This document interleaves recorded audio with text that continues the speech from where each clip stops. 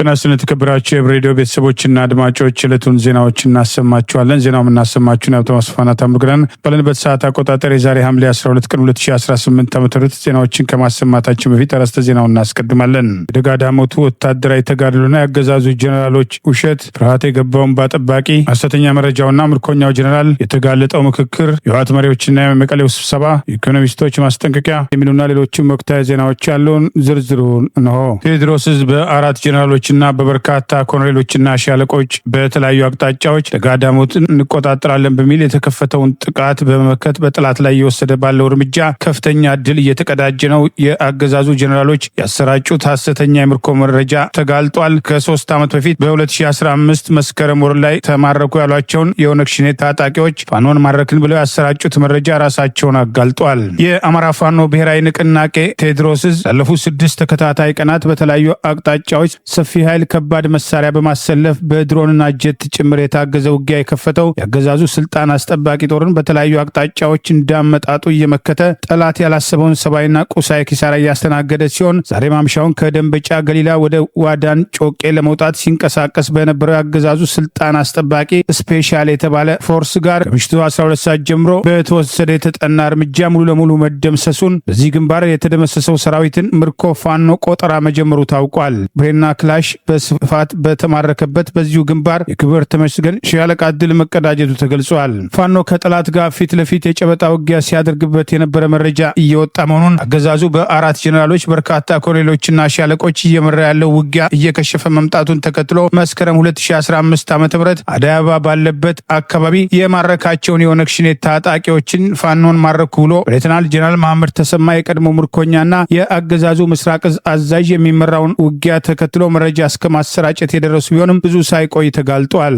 የምስራቅ እዝ 302ኛ ኮር አንድ ሬጅመንት ዛሬ በደጋዳሞት ከንጋት ጀምሮ በተደረገ ውጊያ ሙሉ ለሙሉ የተደመሰሰ ሲሆን ከረፋዱ 4 ሰዓት ተኩል ላይ ከሐሙስ ገበያ ወደ ጫት ወርካ ለአሰሳ የተላከው ሬጅመንት በወጣበት እንዲቀር በማድረግ ፋኖ ድል መቀዳጀቱም ተገልጿል። የአማራ ህዝብን ብቻ ሳይሆን ሳርና ቅጠሉን ሰብልና እንስሳ ጭምር ለማጥፋት 3 መድፍ በርከት ያሉት ታንኮች በየግንባሩ በማሰለፍ ቢኤምና ሞርታር በመያዝ በርከት ያሉ ያገዛዙ ወታደሮችን ከማሰማራት አልፎ በጀትና በድሮን ጭምር ጥቃት እየፈጸሙ ባለበት በዚህ ውጊያ ፋኖ በተናበበና በተቀናጀ መንገድ የጠላትን ወረራ በመመከት እየወሰደ ባለው የመልሶ ማጥቃት እርምጃ ጠላት ያልጠበቀውን ኪሳራ እያስተናገደ ቢሆንም በበቀል ሰላማዊ ሰዎች ላይ አነጣጥሮ እየፈጸመ ያለው ጥቃት መቀጠሉም ታውቋል። በትናንትናው ዕለት በመድፍ ሰላማዊ ሰዎች ቤት ውስጥ እንዳሉ ጥቃት በማድረስ ህይወት የቀጠፈው የጠላት ኃይል ዛሬም ህጻናትና ሴቶች ላይ በከባድ መሳሪያ ጉዳት ማድረሱን የሚጠቅሱ መረጃዎች ወጥተዋል። ትላንት ምሽት ደብረ ዳሞት በረግ ጮቄ ላይ በነበረው የደፈጣ ውጊያም ጠላት ከፍተኛ ኪሳራ ማስተናገዱ ታውቋል።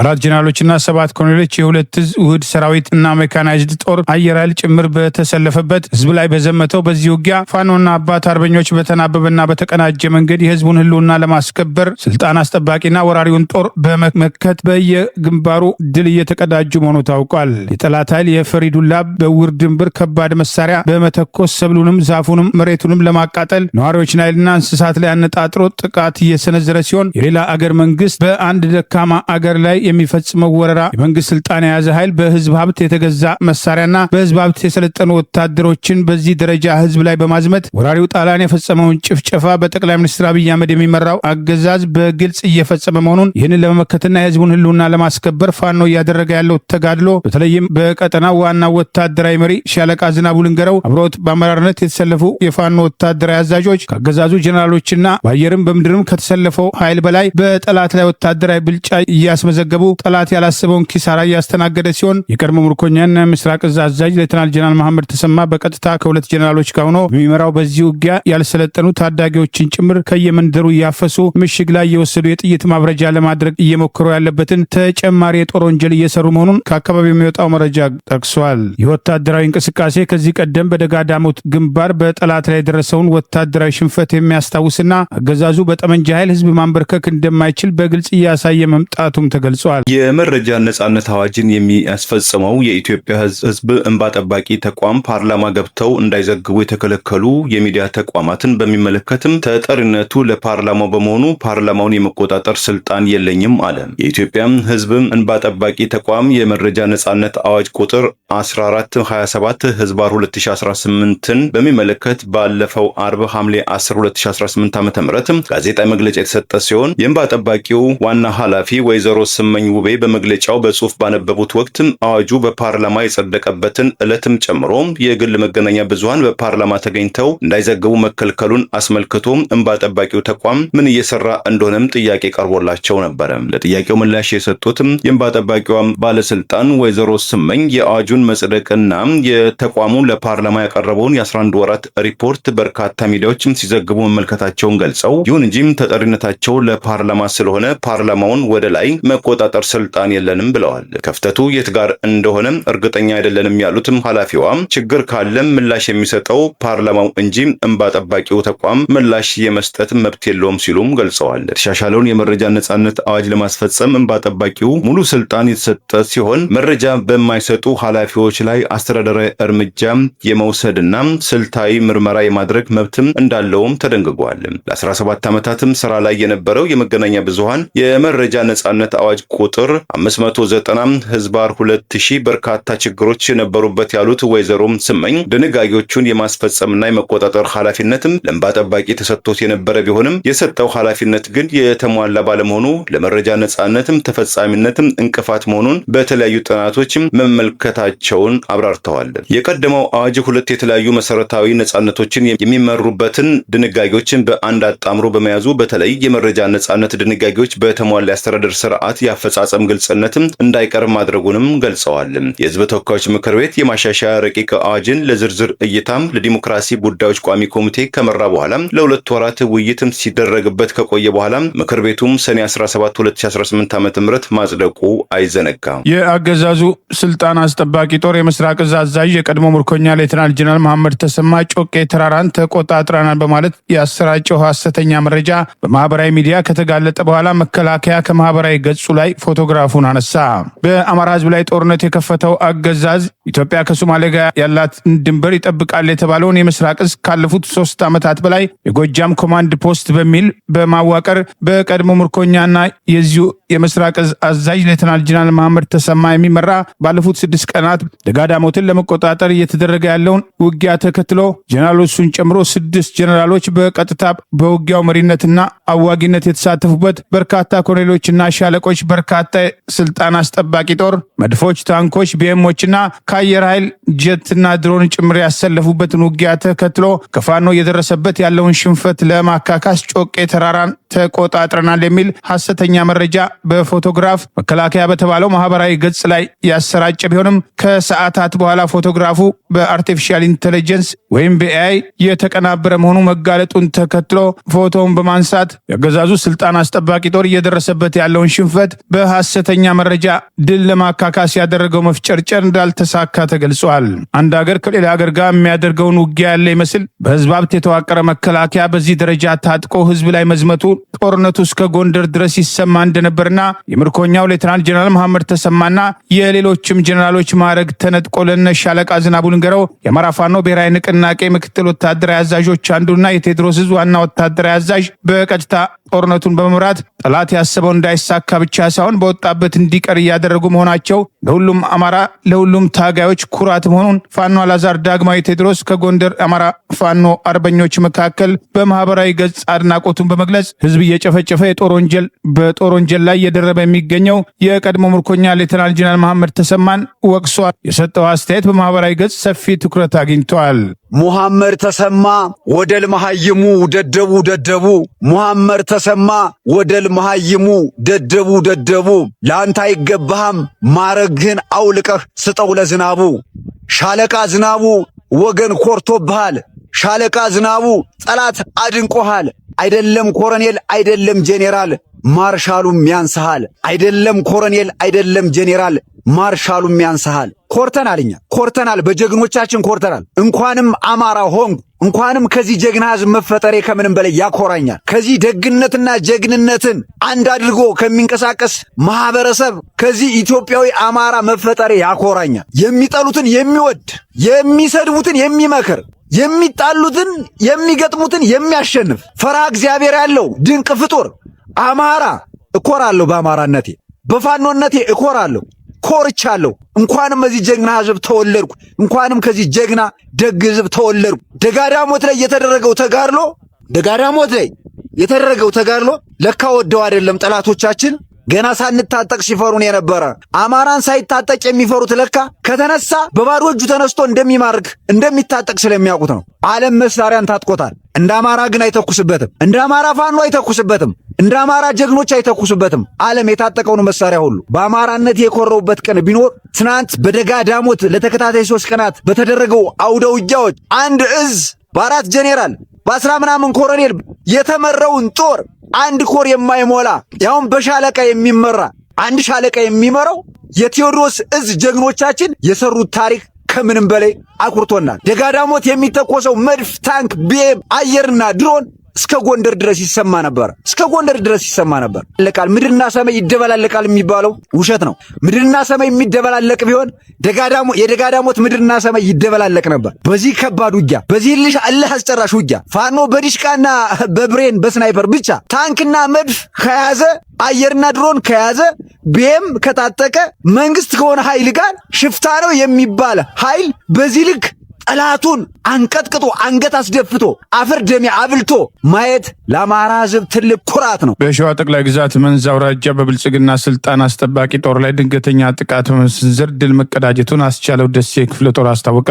የአማራ ፋኖ ብሔራዊ ንቅናቄ ሸዋ ጠቅላይ ግዛት አሳምነው ዕዝ መሐመድ ቢሆነኝ ኮር አስቻለው ደሴ ክፍለ ጦር በአገዛዙ ስልጣን አስጠባቂ ጦር ላይ ትናንት ሐምሌ 11 ቀን 2018 ዓ.ም ድንገተኛ ጥቃት ሰንዝሮ ድል መቀዳጀቱን አስታውቋል። አፋብን ሸዋ ጠቅላይ ግዛት አሳምነው ዕዝ ህዝብ ግንኙነት መምሪያ ዛሬ ሐምሌ 12 ቀን 2018 ይፋ ባደረገው መረጃ የወንዶ አስቻለው ደሴ ክፍለ ጦር 3ኛ ሻለቃ ቃኞች ከሞላሌ ወደ መሃል ሜዳ በመንቀሳቀስ ላይ በነበረው የአገዛዙ ስልጣን አስጠባቂ ኮማንዶ ጦር ላይ አጎ በተባለ ስፍራ ላይ በተጠና ወታደራዊ ጥቃት ጠላት ላይ ከፍተኛ ሰብአዊና ቁሳዊ ኪሳራ ማድረሳቸውን ገልጿል። ይህ በእንዲህ እንዳለ በዚሁ ቀጠና አፋብን ሸዋ ጠቅላይ ግዛት አሳምነው ዕዝ የሰገነት ብርጌድ አባት አርበኞች የግምገማ መርሃ ግብር በተሳካ ሁኔታ መካሄዱን ዛሬ ሐምሌ 12 ቀን 2018 ዕዙ ባወጣው ተጨማሪ መረጃ ገልጿል።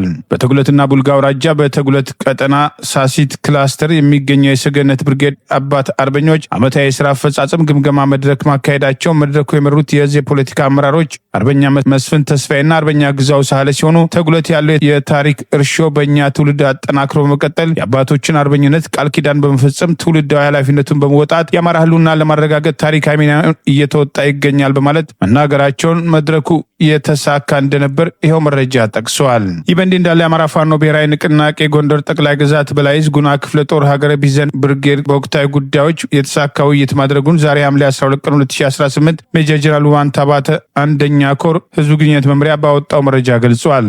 በሜጀር ጀነራል ውባንታ ባተ አንደኛ ኮር ስር የሚገኘው ግዙፉ ጉና ክፍለ ጦር ሀገረ ቢዘን ብርጌድ ለተከታታይ ቀናት በተደረገው ወታደራዊ ምክክርና ውይይት መድረክ የተሳካ እንደነበር ገልጿል። ሀገረ ቢዘን ብርጌድ ሙሉ ሰራዊት ኮሎኔል ሙላቱ ሲሳይ የግዙፉ ሜጀር ጀነራል ውባንታ ባተ አንደኛ ኮር ዋና ዘመቻ መሪ አርበኛ ቢራራ ደምሴ መንግስቱ የግዙፉ ጉና ክፍለ ጦር ዋና ወታደራዊ አዛዥ አርበኛ ደሳለኝ የጉና ክፍለ ጦር ከፍተኛ አመራሮች እንዲሁም ጥሪ የተደረገላቸው እንግዶች በዚሁ መድረክ መገኘታቸውን ገልጿል። በዚህ ጥልቅ የሆነ የውይይት መድረክ የትግሉ ዓላማ መነሻና መድረሻ እንዲሁም አሁናዊ ቁመናው በዝርዝር የተዳሰሰ ሲሆን ሰፊ የሆነ አማራዊ ብሔርተኝነት ግንዛቤ ትምህርት መሰጠቱን አፋብን ጎንደር ጠቅላይ ግዛት በላይ ዕዝ ሜጀር ጀነራል ውባንታ ባተ አንደኛ ኮር ጉና ክፍለ ጦር ህዝብ ግንኙነት ኃላፊ አርበኛ መምህር ያሬድ ገደፋው መግለጹን ኮሩ በላከው መረጃ አስታውቋል።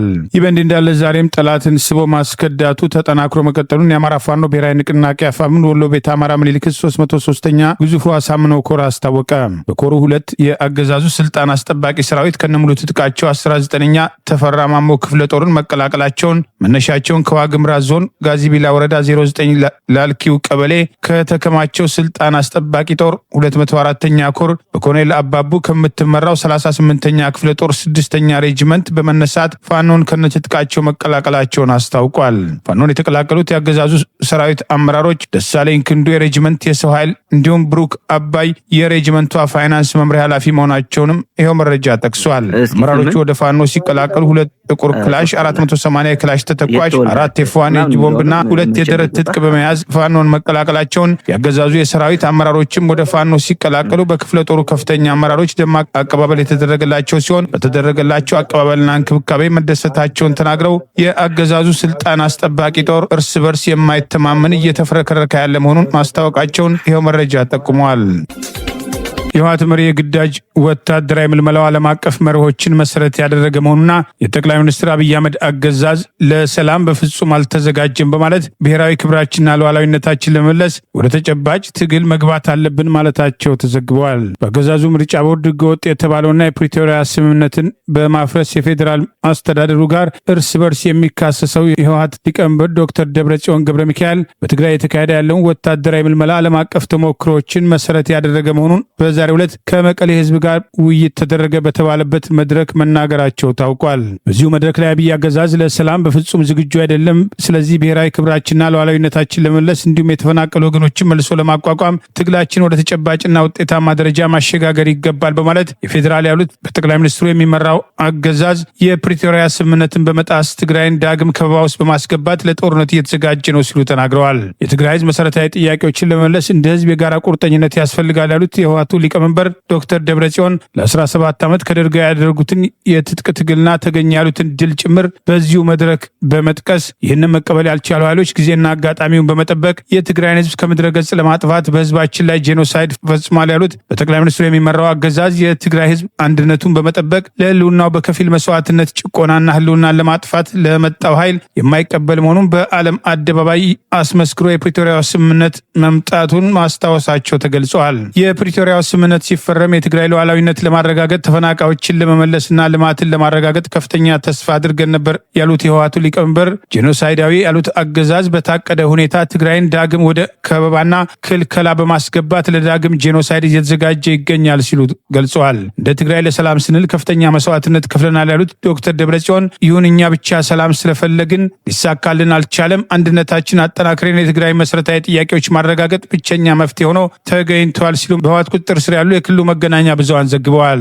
ይህ በእንዲህ እንዳለ በትናንትናው ዕለት አዲስ አበባ ላይ መስቀል አደባባይ በአገዛዙ ድጋፍ እነ ጌታቸው ረዳ የህወሓት መሪዎችን የሚቃወምና አገዛዙ በትግራይ ላይ ዳግም ለመክፈት ያሰበውን ጦርነት በተዘዋዋሪ ይደግፋል የተባለውን ሰላማዊ ሰልፍ ማድረጋቸውንም ተከትሎ ለአገዛዙ ያቀረቡት እጅ መንሻት ተቀባይነት ማጣቱን ይልቁኑ የአገዛዙ ደህንነት መስሪያ ቤት በማህበራዊ ሚዲያ አፈቀላጤዎቹና ባለጊዜንን በሚሉ ግለሰቦች አማካኝነት ጽምዶ እዚህም አለ በማለት የትግራይ ብሔር ተወላጆችና የአማራ ብሔር ተወላጆችን የጥቃት ኢላማ በማድረግ አዲስ የእስርና የአፈሳ ዘመቻ ለመጀመር እየመከረ መሆኑን የሚጠቅሱ መረጃዎች ወጥተዋል። በዚህም ለአገዛዙ በማህበራዊ ሚዲያ አፈቀላጤነት የሚታወቁ ግለሰቦች ሳይቀር እነ ጌታቸው ረዳን መወረፍ የጀመሩ ሲሆን የጠቅላይ ሚኒስትሩ የምስራቅ አፍሪካ አማካሪ የተባሉት ጌታቸው ረዳ አፋር ላይ የሰፈረውና የትግራይ ሰላም ሰራዊት የሚባለውን ከጀርባ በመምራት ስምረት የሚል የተቃዋሚ ፓርቲ አዲስ አበባ ላይ እሳቸውና ሌሎች የትግራይ ፓርቲዎች የተባሉ ያቋቋሙት የትግራይ ሰላም ምክር ቤት አገዛዙ ዳግም ወደ ትግራይ የሚያነሳውን ጦርነት የማስቆም አቅም እንደሌላቸው ይልቁኑ የትግራይ ሰላም ሰራዊት የተባለውን በሽፋን በመጠቀም አገዛዙ መከላከያን ሾምኳቸው ካላቸውና አየር ላይ ተንሳፈው ከቀሩት የትግራይ ጊዜያዊ አስተዳደር ፕሬዚዳንት ሌተናል ጀነራል ታደሰ ወረደ ጥያቄ ውጪ ትግራይ ላይ ጦርነት ለመክፈት ሰፊ ዝግጅት እያደረገ ነው የሚለው አስተያየቶችም ተከትለው ቀርበዋል። ሌተናል ጀነራል ታደሰ ወረደ በህወሓት ተገፍተው ከስልጣን ከመንሳፈፋቸው በፊት የትኛውም እርምጃ በህወሓት መሪዎች በኩል ቢወሰድ ትግራይ ላይ ዳግም ጦርነት እንዲከፈት የፌዴራል መንግስቱን እርዳታ እንደማይጠይቁ አቋማቸውን በጊዜው ግልጽ ያደረጉ ሲሆን ከስልጣን ከተገፉ በኋላም ባለው አማራጭ ወደ አዲስ አበባ እንዲመጡ የጠቅላይ ሚኒስትሩ አስተዳደር በተደጋጋሚ ጥረት ያደረገ ቢሆንም ሳይሳካ መቅረቱን የሚጠቅሱ መረጃዎች መውጣታቸው አይዘነጋም። ህወሓት ወልቃይትና ራያን በጉልበት መልሶ ለመቆጣጠር ያለውን ፍላጎት እኩል ነጌታቸው ረዳም ተመሳሳይ አቋም ያላቸው ሲሆን የትግራይን ህዝብ ህልውና ከማስቀደም ይልቅ ተጨማሪ ማስፋፋት አጀንዳቸውን በኃይል ለማስከበር መሞከራቸው ለጠቅላይ ሚኒስትሩ አገዛዝ የተመቸ ሁኔታ ፈጥሯል የሚሉ ወቀሳዎች በተደጋጋሚ መቅረባቸው አይዘነጋም። ከቀናት መዘግየት በኋላ በነገው ዕለት ይጀምራል የተባለው የስሙላ ሀገራዊ ምክክር ኮሚሽን በርካታ የኦህዴድ ካድሬዎች በተሳታፊዎች ስም በእያንዳንዱ ቡድን ውስጥ እንዲካተቱ የተደለደሉበትና ሌሎች አገዛዙ ታማኝ ተብሎ የመጡ ተወያዮች ምንም ቢወያዩ ከነሱ ፍላጎት ውጭ እንደማይሆኑ እየገባቸው አንዳንዶች ግራ መጋባታቸውን ቅሬታ እንዳላቸው የሚጠቅሱ መረጃዎች ወጥተዋል። በተለይም ቀደም ሲል ከአፋርና ከሶማሌ ክልል የመጡ ተወካዮች የኦሮሞ ብልጽግና ፓርቲን አጀንዳ ለማስፈጸም አልመጣንም፣ የመጣነው የአንድ ግለሰብ አብይ አህመድ ማለታቸውን ነው። የእሱን አጀንዳ ልናስፈጽም አይደለም። የህዝብ ምክክር ከተባለ የህዝብ ምክክር ምክክር መሆን አለበት የሚል ቅሬታ ማቅረባቸውና ይህንኑ ተከትሎ የገዢው ብልጽግና ፓርቲ የክልሉ አመራሮችና የደህንነት ኃላፊዎች ጭምር ተወያዩ ተብሎ የመጡ የብሔሩ ተወካዮች ላይ ጫናና ማስፈራሪያ ይደረግ እንደነበር ሰኞ ይጀምራል የተባለው የስሙላን ምክክር ተከትሎ እነዚሁ ተሳታፊዎች ተመልሰው እንዲመካከሩ ምክክሩ በድምጽ ብልጫ የሚወሰንና አጀንዳውን በድምጽና በህዝብ ፍላጎት ይጸድቃል የሚል ተራ ሽንገላ የቀረበ ቢሆንም ለመሆኑ በየትኛው የህዝብ ቁጥር ነው ተሳታፊ የተደለደለው የሚሉ ጥያቄዎች የተነሱ ቢሆንም የህዝብ ቆጠራ ውጤትን ተደርጎ በፓርላማ መቀመጫ መሰረት ከ4000 ውስጥ እያንዳንዱ ብሔር ብሔረሰብ ያለው ተወካይ በግልጽ ይታወቅ የሚሉ ጥያቄዎች የቀረቡ ቢሆንም ኮሚሽኑ ኢትዮጵያን ወክላችሁ ነው የምትወያዩት፣ ይህን ጉዳይ አናነሳም በሚል አንዳንድ የኮሚሽኑ ባለስልጣናት ምላሽ መስጠታቸውን የሚጠቅሱ መረጃዎች ወጥተዋል። የኦሮሞ ብልጽግና ፓርቲ 4000 ከተባሉ ተሳታፊዎች በእያንዳንዱ ቡድን ውስጥ ከነደጋፊዎቹና ተለጣፊዎቹ አስቀድሞ አስተማማኝ ያለውን ድምጽ ይዞ የሚገባበት የይስሙላ ውይይት እነሱ ከሚፈልጉት አጀንዳ ውጪ ከመጣ ከ75 በመቶ በላይ በድምጽ ብልጫ በተቃውሞ ለመጣል እነሱ የሚፈልጉትን አስቀድሞ በሰሩት ሂሳብ በድምጽ ብልጫ አልፏል በማለት 8 አጀንዳ በተናጠል የሚደረገውን ውይይትና ይሄም የቀረበበትን ቅሬታ ተከትሎ በሁሉም አጀንዳዎች እያንዳንዱ ቡድን አባላት የተባሉት ለይስሙላ እንኳን እንዲወያዩ ያልተፈቀደ ቢሆንም ይህንን ድራማ ለመስራት ቆርጠው መነሳታቸው ሂደቱ የበለጠ እየተጋለጠ መምጣቱን በአገሪቱ የእርስ በርስ ጦርነት ባለበት በርካታ የህሊናና የፖለቲካ እስረኞች በሚገኙበት በገዢው ብልጽግና ፓርቲ ጫማ ስር ያለ ኮሚሽን ነፃ ሆኖ የአገሪቱን አጀንዳዎች ሊወያይና ሊያወያይ አይችልም የሚሉ ቅሬታዎች ዛሬም ተጠናክረው ቀጥለዋል። ከዚህ ቀደም ትግራይ ሙሉ ለሙሉ በምክክሩ እንደማይሳተፍ ኮሚሽኑን በትግራይ አጀንዳ ማሰባሰብ አለመቻሉን ከገለጸ በኋላ አዲስ አበባ ውስጥ የሚገኙ ጌታቸው ረዳን በመሰብሰብ አጀንዳ ለመሰብሰብ እንሞክራለን ማለታቸውን ተከትሎ በህዝብ ላይ ጦርነት እየተካሄደ ካፈጣጠሩ ጀምሮ የተበላሸው ኮሚሽን የተሻለ ስራ ሊሰራ አይችልም በማለት በትግራይ በተደረገ ህዝባዊ መድረክ ላይ ተቃውሞ ያቀረቡ አንድ ተሳታፊ የሰጡት አስተያየት የኮሚሽኑን ወቅታዊ ሁኔታ በግልጽ ያሳያል በሚል እንደ አዲስ በማህበራዊ ሚዲያ በስፋት እየተሰራጨ ይገኛል። ምክክር ኮሚሽን ማለት የብልጽግና የፕሮፓጋንዳ ተቋም። መጀመሪያ የምትመክረው እኮ ህዝብህ ሲኖር ነው። የምትመክረው እኮ ሀገር ሲኖር ነው። ህዝብህ እያለቀ፣ የኦሮሞ ህዝብ እያለቀ፣ የትግራይ ህዝብ እያለቀ፣ የአማራ ህዝብ እያለቀ፣ የአፋር ህዝብ እያለቀ ከየትኛው ጋር ነው ምክክር የምታደርጉ? ኢትዮጵያ ውስጥ እየተደረጉ ያሉ ወንጀሎች ማስቆም ይችል ነበር በእውነተኛ ሀቅ ከተመሰረተ። ቅድም ወንድሜ ብሎታል። የትግራይ ጉዳይ አዲስ አበባ ሆነ ትመክራለህ። እኔ አንድ ምንድነው የሚባለው የትግራይ ጉዳይ ትግራይ ነው የሚመለከተው፣ የትግራይ ህዝብ ነው የሚመለከተው። ስለዚህ ምንድነው የሚባለው በአፋርኛ ማይሰበካል ቶመሚ ማይሰራል ሐልማታም አይብል አፋር ሲፈጠር የተበላሸ ነገር መጨረሻውም የተበላሸ ነው። መርሁ ሲፈጠር የተበላሸ ነገር መጀመሪያ መጨረሻውም የተበላሸ ነው። ሽመልስ አብዲሳ ሰሞኑን የኦሮሚያ ክልል የስራ አፈጻጸምን ይገመግማል በተባለው በናዝሪት ወይም አዳማ በተካሄደው መድረክ ላይ ምክክሩን ተከትሎ የክልሎችን አደረጃጀት መለወጥ ይቻላል የተባለው ተራ ጉዳይ መሆኑን ይልቁኑ ኦሮሚያ የበለጠ ተጠናክሮ የሚወጣበት መሆኑን ፍንጭ መስጠታቸውና ብልጽግና ፓርቲም ሲቋቋም ቅሬታ ያቀርቡ ለነበሩ የኦህዴድ ሰዎች እኛ ብልጽግናን የፈጠርነው ህወሓት ኢህአዴግን ፈጥሮ ስልጣኑን እንዳስቀጠለው እሱን ለማድረግ ነው በማለት በአደባባይ ዓላማቸውን ግልጽ ማድረጋቸው አይዘነጋም።